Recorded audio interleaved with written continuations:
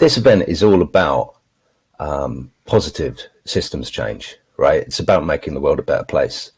And we can't just launch right into doing that, having just messed around with how Big Blue Button works.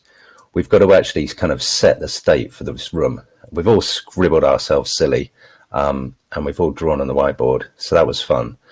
But I'm quite conscious that everybody here has probably been locked in a house for the last 3 months, or at least even if they have been out to the park, they've been like me and they've not actually been allowed to do half of the things that they want. So it is a kind of weird state of affairs that we find ourselves in at the moment. So I wondered if we just take a couple of minutes just to actually shout out, what is bothering you? What are you worried about? What are your main concerns? What is annoying you about the state of the world today? So feel free to chip in and we'll see how the audio handles this. I'll kick off by saying, actually, despite everything else, hello, Witter, I'm still most concerned about climate change.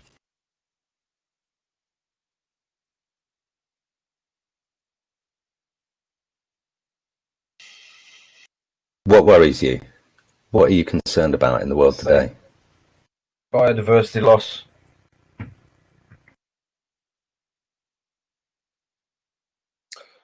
Polarization in society, especially around race. Everything.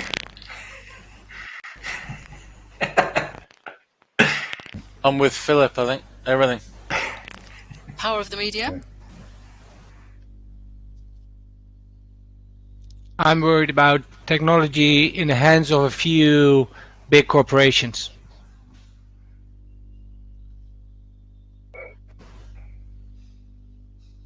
A cascade of crises that sort of build on top of each other.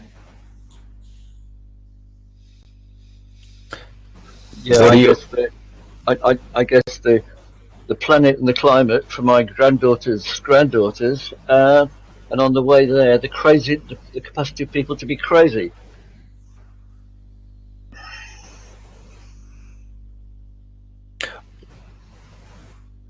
What are your crises, Francesca? I'm keen to understand the underlying top 3. Oh, I think the ones that were meant to be split into other ones. So environmental crisis, economic crisis, racial polarization, all of those things sort of reinforcing each other. Well, of course, that's also what we've all been talking about. Is going to come and maybe needed.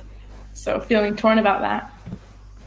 By the way, I want you all to know that I did make note of all of those negative thoughts. I've got them on this piece of paper here, which I'm holding next to my microphone, and I'm just going to file them now. so that worked. They're filed, and we're not going to forget about them because they are major concerns, right? But for now, we're going to move on, and we're going to try and focus on some of the positives. So for me, I'm actually going to say technology, which is what somebody said in the other session, I think, Wouter. But technology in the hands of the many. I think the quality of people who want change. I think we've got a better team. This is already going far too deep for me. So many questions to that last statement. Anybody else have anything special that is inspiring them, that they're excited about? Yeah, Hearing birds. I'm excited about the tech and the human side actually joining together at some point and fusing and really synergizing. I'm excited about what a person can learn in a lifetime, and the problem is it takes you a lifetime to learn it. I'm excited by the evidence that when it was really difficult, people just got on with solving the problems by themselves without actually needing the government or the local council even to some extent to do it for them. There's a real capacity amongst people to stand up and get on with things. Yeah. I vote for that as well. Despite the government severe controls on society in these last weeks, months, people have been organizing themselves in extraordinary ways. And I'm inspired and excited about all of you guys and girls, ladies, to be here today, to try to work out social, technological, economical solutions that we can build from the bottom up, like, for example, hosting OpenCope at MeetCope. Awesome. So I think, yeah, Sue sums it up in 2 words there in the chat: people power. Seems to be building on exactly what Indra said, and a lot of other people were voting for. But I'm also with Walter too. And Billy's back and working. So we're going to move on now, and we'll have a chat with Indra and Francesca and start working our way towards the next session, which kicks off at 10 o'clock. So I just wanted to say a little bit of background about what the Open Co-op is and kind of why we're here, really. This is a picture that we took at Open 2018 on the last day, with everybody there on the stage in Conway Hall when we were actually allowed to get together in the same place, and it was a lot of fun. I think the actual being there face to face was a really intrinsic part of that. But what I wanted to highlight here is that basically you are our job. Everybody that's here in this seminar at the minute and that has registered for the Open 2020 is part of our community, and you are the purpose that we exist for. So yeah, very proud to be hosting you. We wrote this purpose over a 2-day session.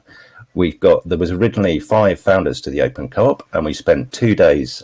Gary, who's on the call here, was one of the people who spent the 2 days with us down in Southwark, struggling over every word in that sentence. And we think it stood us pretty well because we put a lot of time and effort into it there. And for me, the key word is committed. That these people that we're trying to gather into our community are committed to the creation of a collaborative, sustainable economy.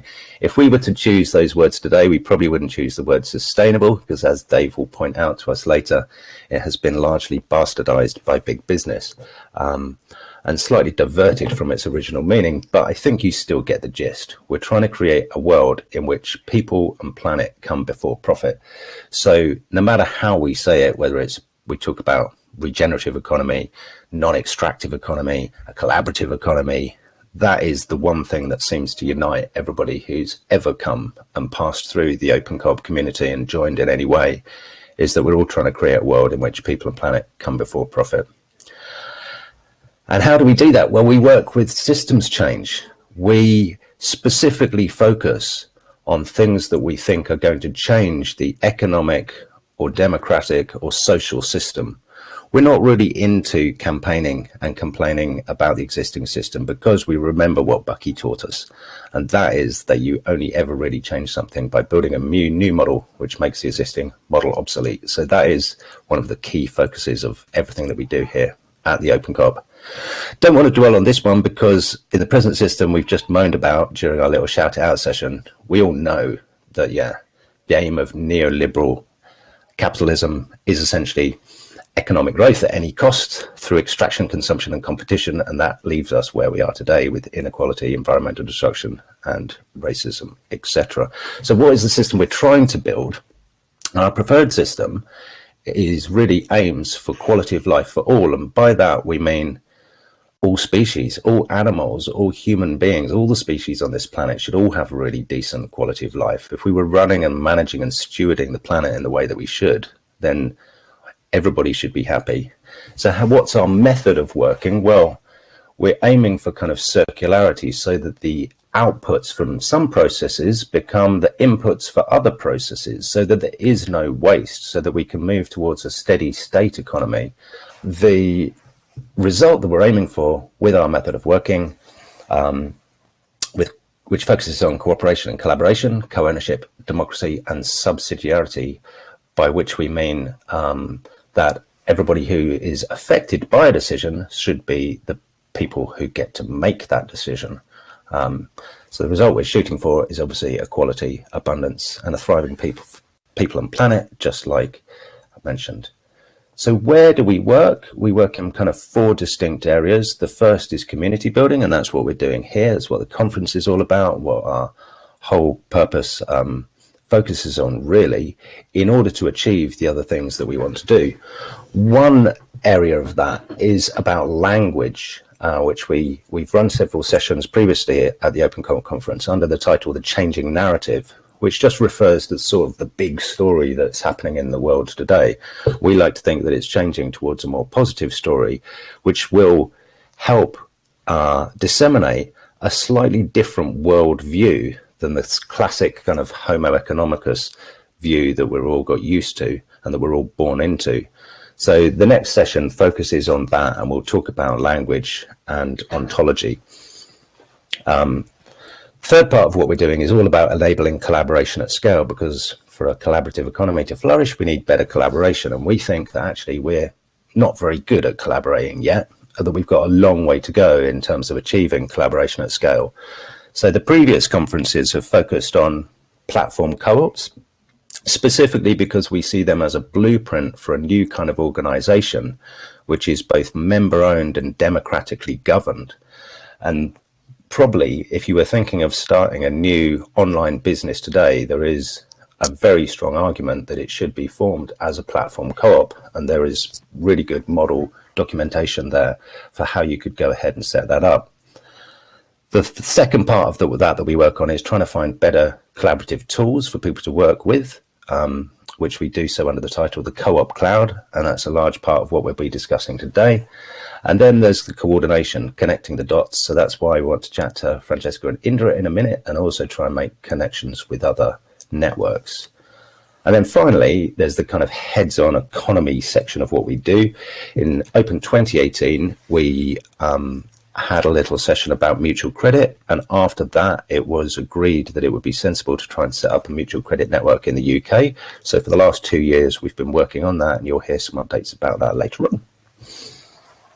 So the calling question for Open 2020 is all about how to enable groups to form and exchange ideas, define shape purposes, and collaborate effectively and trade within a global network of like-minded initiatives. So this is the real key focus here, and what we want to come out of this is some methods of working better together as a network. I'm sure that many things will come up in that respect, but to me it's kind of important to hold this in mind as we move through the conference. Our main aims are really to help anybody who's interested in a collaborative future to be able to find existing groups that are working things they're working on, produce real reinvention.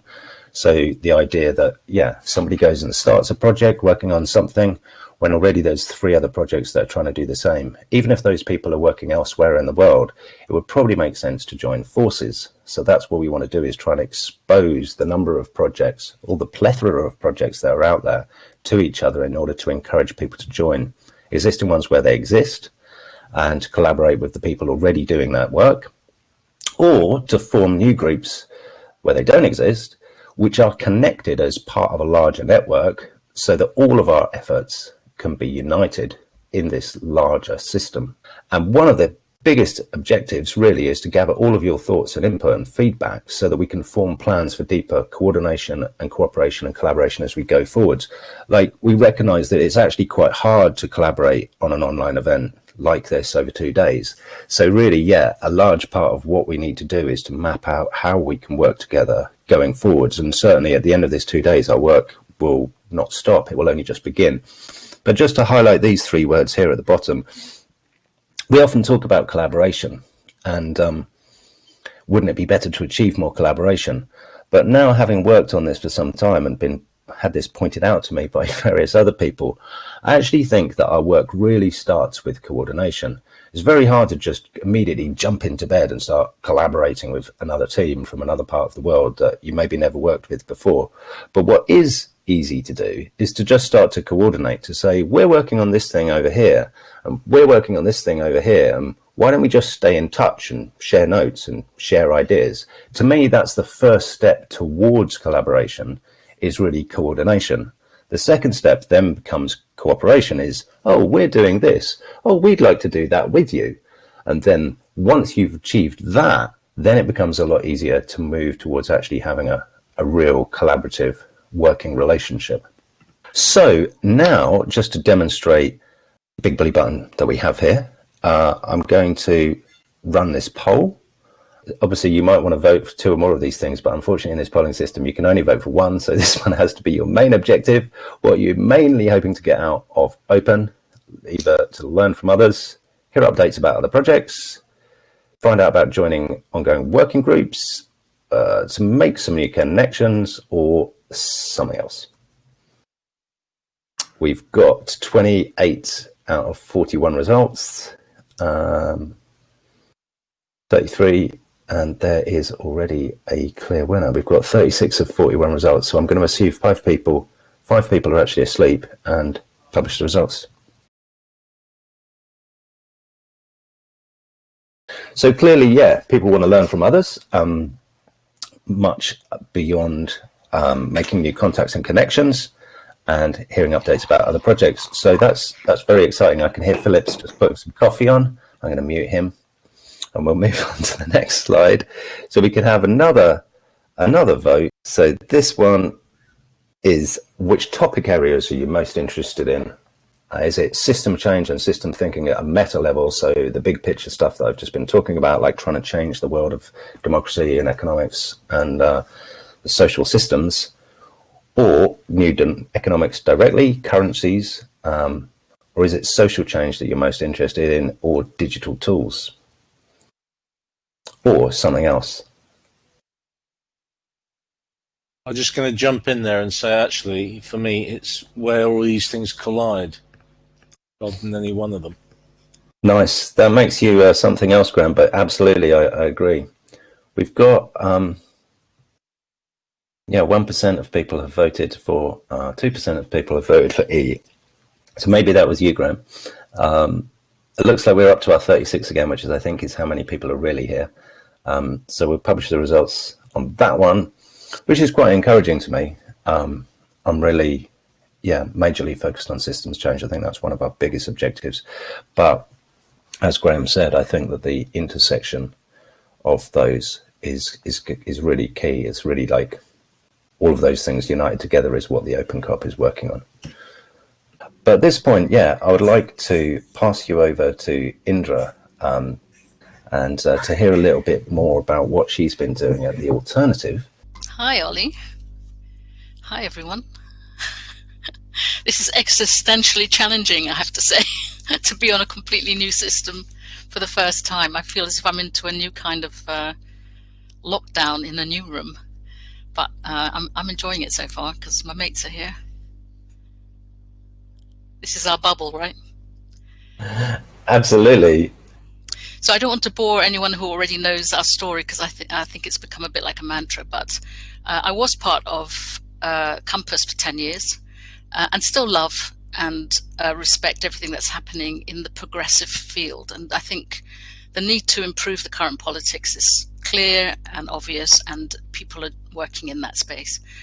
But only 2% of people are members of political parties. And although some people think that's irrelevant because, people only want to vote every now and then, it's hugely relevant to the narrative and to the conversation that we can have. It all arises out of these political parties and the media that feeds on those political parties. And so people, all of us, are really living within this idea of what politics is and what power is that is being generated by about the 2% of people. So the net result of that is that we feel powerless. The message is the people are powerless. And the only way to change that is to protest and object and be different. But if you step outside of that political bubble and you work and live in communities with people, your friends, you don't feel that that's really true. You're using your own agency every day. You're aware of your own creativity. You're aware of your own ability to work things out. You sit and think about how things could be better. And mostly we're all alienated from the dominant system. So, once you really kind of get that, you have to step outside. And that's what happened to us. I mean, we started the Alternative on the day, I personally committed on the day that Joe Cox was murdered. Because what I seen was our political system gives rise to division in society and makes people oppose each other, even when they don't really oppose each other. They're living in the same community, they share the same streets, they go to the same shops, they smile at each other, etc., etc. So, the real dominant story lies with the people about themselves, but the public space is dominated by a very different story. So we started the alternative. Tell me if this is too much or too little. Just interrupt. Tell us about the latest things at the alternative, Indra, which relate to that last voting slide. So how are you working with the citizens' action networks, and how does that relate to changing the system? Yeah. So from the word go, we did three things to look at how we thought change needs to happen. We tend to be systemic thinking, and our commitment was to three things. One is to produce the daily alternative. So every day we're showing some evidence from people like ourselves that there are alternatives. We don't need to reinvent everything. The second thing we do is work in this kind of systemic level, meaning driving collaboration between people that we believe are building the new system, which is what Buckminster Fuller absolutely is our model, if you like, our avatar. And then the third thing is to build what we call citizens' action networks. And citizens' action networks are when you bring a whole community into the space to meet each other, build trust, build relationship, but connect them to the system that is possible. So it's not a flatness. It's not a grassroots upwards. It's not a singular direction. It's a reconvening of the system that we know is possible and connecting people to that. So in a place, for example, like in Plymouth, where we've been doing a lot of work, we can see that there's a new economic system arising. We tend to call it the fourth sector economy. We can see how people are easily connected to that. We can see how neighborhood forums are giving rise to this kind of creative economies, very small ones, but they can be part of bigger ones. It's like a live building of human interconnectivity. The goal is that if we have these citizens' action networks that are really quite profound and systemic, but work even in local neighborhoods, then that becomes a new political unit. That becomes the thing that can get together, have votes, and be democratic. And it can be independent of the council, right? And then it's a question of how do you partner with the council? So it's not falling in behind the council. It's not looking at the council as if the council is simply got all the resources, has all the power. No, it's building the power within your community across the divides, finding that power within that community, that's a citizens' action network, and then partnering with the council to see results happen.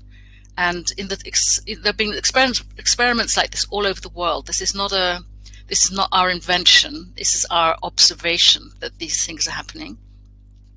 For example, in India, there's a movement called neighborocracy. 400,000 neighborhood parliaments are now operating at the national level. And there's children's parliaments in there, there's adult parliaments, and there's in-between parliaments. But they have a children's prime minister, for example. So, these experiments are happening everywhere, and our goal and ambition is to find ways to link them up, which is why technology is so very, very important. But our message is that the technology can't do it by itself. Unless you're building these kinds of relationships and trust as a foundation for this kind of thing, then we don't have anything different from what we have now. I mean, Facebook's already doing the job of simply connecting people and giving them their say. We've got that already. We have a global governance already of that kind, and it's manipulable, as everybody knows. So for it to be not manipulable, we have to sort of take control within ourselves, within our communities, of the conversation, and then start to cooperate with others. So just quickly, that thing there that you see in front of you, that's the front page of our website. After 3 years of being very broad and really mostly only being an activity, which is like a media activity, and joining in with other people's activities. That's what we were doing mostly. From March this year, we began to invite people to do that, within the alternative as well as outside of the alternative. So the 6 entry points to a new politics, we call it. One is narrative, tell the story. One is the shaping the system that we're talking about. One is design democracy. That's all the democratic experiments that we've been doing. Sharing the learning is incredibly important. There you go, building economies. And this final one, create the feel, which I think links a little bit with the ontologies question that is coming later on today. But create the feel is possibly the most important thing. You know, is this an attractive option for people? Do they want to join you? And if it's not, why not? That's a really important question. When the alternative started in Denmark, they simply threw a party. They said, join the party. Come on, let's get together and have fun. And within that, and fun's not really the right word, but come and join us. There's a lot of energy here. We're ready for you. We want you here. You know, that thing became absolutely central to the attraction, the soft power of the alternative in Denmark, which then became the fastest growing party in Denmark for about 3 years before it is slightly imploding now. And there's a whole story there. Thanks, Indra. No, it's really cool, and I want to come back and pick up on the point about the digital tools not being the be-all and end-all of it. And I massively agree there. I think that what you're doing and building these communities is intrinsically important, and I'm sure that they could be more powerful if they were better connected as part of a larger whole with more collaborative tools. But I really take your point that it isn't the collaborative tools that are the problem, and without those groups existing in the first place, the collaborative tools wouldn't be any use on their own. But I want to just move on quickly, because we've only got 10 minutes left, and introduce Francesca. Maybe she can even talk to you about that, because we've probably heard enough from me. So Francesca is from Greaterthan and has also worked with Inspiral and Ouishare and his partners there. I'll hand you straight over to her to just tell you, well, it'd be interesting to get your thoughts and reflections on those things as well, Francesca, and a quick update of what you've been up to. Mm-hmm. Yeah, thanks, Ollie, and nice to see you, Indra. Yeah, lots of really great topics here. It feels difficult to choose what to share because so much has been going on. I think if I think back to Open Co-op, I think it was last year, where we had a lot of conversations about networks of networks.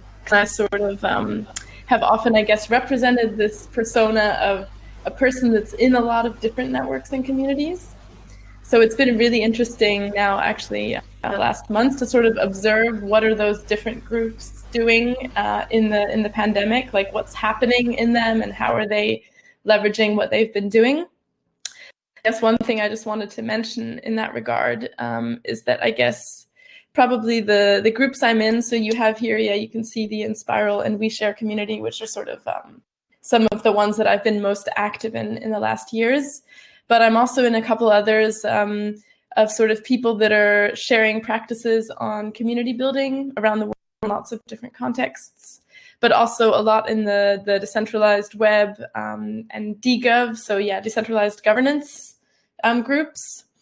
And so yeah, across those, what I found really fascinating is that especially in sort of the first weeks of the pandemic, there was really this feeling of this sort of wake-up call, like, hey, everybody, we've been working on this for a long time about all these different practices and tools and ways of governing, and now we need to use them. And actually, it felt a little bit like this is a real live test. Like, okay, now we have a situation, like, can we actually come up with things? And I guess lots and lots of, projects popping up of, you know, how can we organize decentralized hackathons to solve health problems and things like that. But I guess at the same time, maybe to sort of reflect on some of the main, I guess the pulse that I'm getting is that I think that's really been contradicted also with a really strong feeling of wanting to slow down and to actually go totally out of problem solving mode, right? Not like this is a problem we have to solve, but going more into this sort of listening and sort of sensing into what needs to happen. And not jumping right into action. So I think that there's been some really interesting tensions there that I've observed in lots of different groups, and specifically with Greaterthan, which is like an organization that I've created that sort of sits between a bunch of these different networks and that we're using to, I guess, catalyze a lot of our work. And we've actually been doing lots and lots of online training in the last few months that we didn't really quite expect. Because basically for the last years, we've all been working online. Like we've been remote first teams, and that's just been part of the nature. We have these networks with people all over the world. So yeah, it's just turned out that that's a really, really highly demanded skill. And so sort of seeing this really, really, I guess, almost frantic panic moment of people being like, help, help, help, quick, we need to figure this all out. But then that sort of like now like calming down a bit and people getting into this new normality. So I would say we've been questioning ourselves a lot in terms of how reactive do we need to be, and sort of be like, oh my God, there's a need, what can we do? Versus stepping back a little bit and slowing down and figuring out what is the best difference that we can make. And so I think one of the things that I'm personally really excited about when it comes to self-organizing is that this sort of forced move to doing more online, I think is an interesting segue for us to really create a larger adoption of more participatory practices, because we're even seeing it, with this conference right now. I think the way that people can participate and vote and chat is much more lively than we could actually with a stage and us all sitting in the audience. And so I really hope that this is a way for us to change how people think about participation in their meetings and their work and everything, so that if they do go back to live, they don't go back to the sort of top-down way of organizing. So yeah, that's some of the thoughts. I maybe will leave it at that for the moment. That's nice. No, I'm wondering what the few key things that you've been teaching. When you say you've been doing lots of online training, presumably that's to help teams that have never done online collaboration before try and figure out how to collaborate using online. I wonder what the kind of key things that you think people need to know were. Yeah, I mean, actually, it's quite diverse. So one of the that we've realized in doing this work is how many different types of needs there are. And so it's actually quite confusing to sort of bunch them all together, and sometimes people don't know what they actually need. So there's definitely been a whole bunch around just online meetings for teams and organizations. But there's also a really, really big group of people that are freelancers, consultants of all types that sort of overnight have lost all their business. And they are forced to sort of figure out how to move business online, maybe, deliver workshops online, convert some kind of trainings. So we've developed like a whole multi-week program actually to help people make that shift and to convert to the online, and really like completely, you have to think differently about what a session is if you move it online. You can't just sort of one translate it over. And then the other one is events, right? Obviously, just like this one, they're going through big shifts. So yeah, I guess that there's definitely a big difference between a small group session and something with hundreds of people, and those are all really different needs. But how does that relate then, Indra, to like the cans? Because presumably the lockdown has kind of killed the cans in some respects, and the things that we would have done at the cans, like to actually talk to other people, those really important soft skills and social things, are presumably very hard to replicate with digital. Funny you should ask that, Ollie, because we've just done what we call a collaboratory online, which was paid for by the local trust. And what we found is, I mean, I'm nodding all the time when Francesca's speaking, because what this moment has shown us is that there isn't actually, if you think about it or design it well, there isn't a contradiction between meeting in person and meeting online. You can meet online in an intimate way.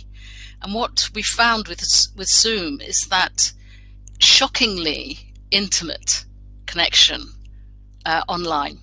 So we redesigned our collaboratories and found that they were very, very direct. Just like Francesca's describing, you can ask people something in a very direct way, and there they are, right in front of you, their face full on. It's difficult to hide, in fact, but it has to be well designed. So we designed our collaboratories with using Miro boards. I don't know if you know Miro. It's like a post-it note type of board that you can use. But also, we gave everybody their own Google Docs and worked in groups of 3, in which one person is talking, one person's listening, and one person's writing. So, you know, we created safe spaces for people online in breakout rooms. So with design, we've actually, I feel, been able to achieve more in a short space of time. We'd now love to be doing these everywhere because people felt very heard in these exercises, in these collaboratories that we did.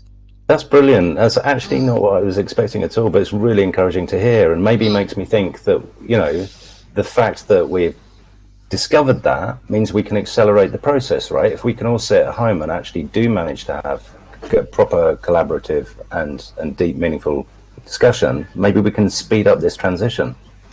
I'm going to just drop a little bomb in there and say, it reminds me of the last open co-op that we met, and we had these long conversations about the feminine. And we were insisting, some of us, that the design process has to include a lot of women for precisely these reasons, to hold in the design process what's needed to make people feel safe, and not just safe and secure, but free to speak. So how about that for another little bomb? Absolutely. I'm seeing an interesting question there. I don't know if we have time to answer that. Go for it. Yeah, probably. I think that's got to be the last one because we've got to move on to the next session, but it's a great question. So fire away if you can. Oh, we've lost your camera, Francesca. Maybe we've lost Francesca. I can still see Francesca there. Indra, do you have thoughts on that? What are the obstacles for more collaboration on projects with the same objectives from their point of view and experience? So I think it's the idea about networking together similar projects. Yeah, yes and no. I mean, again, we could speak for another hour, I think, but what's waking up in me all the time is the extent to which I myself might be excluding people from my project. Right, so, you know, looking here, we've got 46 users. When it was 35, I think it was like less than a quarter were women in the group. I know that we talked about this before, but is it something that we are doing ourselves? That's the question. So I think there's still an internal, external development process. It's not simply that we need to collaborate with others, but what about what's going on the inside as well? I know that myself, I really had to challenge myself over this week with the Black Lives Matter, and in what way am I still not doing what I say I would do, you know? So I think it's this internal, external process. Francesca's back. Yeah, I have no clue what happened. I'm sorry about that. Yeah, I guess it's a really interesting question because also so recently, right before the pandemic broke out, I was at the Enspiral Summerfest in New Zealand, and we had a whole session about collaboration between networks, and it was really funny because I've been in that session, like a version of that session, probably like 15 times in different groups over the last years. And it's always been the same conversation, and that was the first time it somehow was slightly different. And I felt like I had a few really interesting insights from it.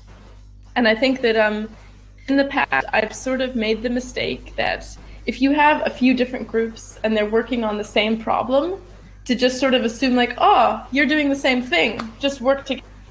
Like, I'll just connect you, you meet, and then that's it, you work together, right?